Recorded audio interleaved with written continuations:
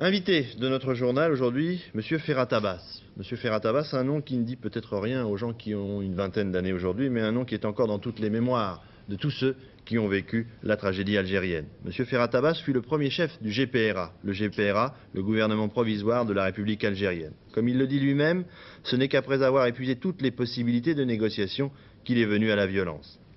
Rien ne l'y poussait en effet. Monsieur Ferhat Abbas, né dans une famille aisée du Constantinois, étudiant en pharmacie, marié à une pied-noire, conseiller général puis conseiller municipal de Sétif, engagé volontaire dans l'armée française en 1939, semblait parfaitement intégré à l'Algérie française. Jusqu'en 1942, date à laquelle il forme un parti politique nationaliste modéré qui en 1946 réclame une république algérienne fédérée à la République française. Mais une fois de plus, la preuve est faite qu'il faut des drames pour que l'histoire avance, et tout ce qui aurait pu se régler autour d'une table de négociation se réglera à la pointe des fusils.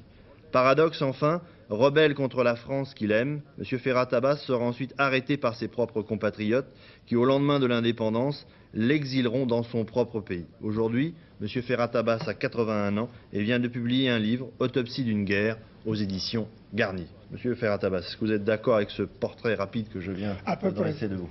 Rien à... Oui, il n'y a rien à ajouter. Bien, ce qu'on peut peut-être ajouter, c'est que après votre exil, cet exil dans votre propre pays a duré un certain nombre d'années.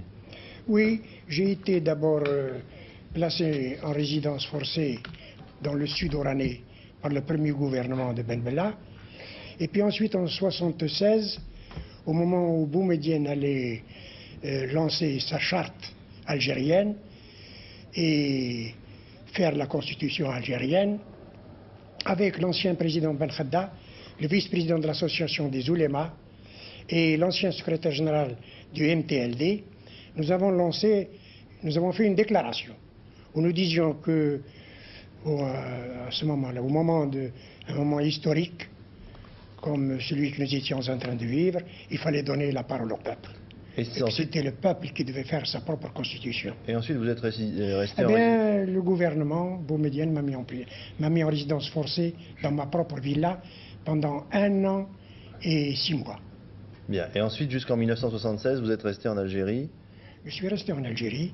Il m'a libéré, il m'a donné... Mais il ne m'a pas rendu mon passeport. Je ne pouvais pas quitter l'Algérie.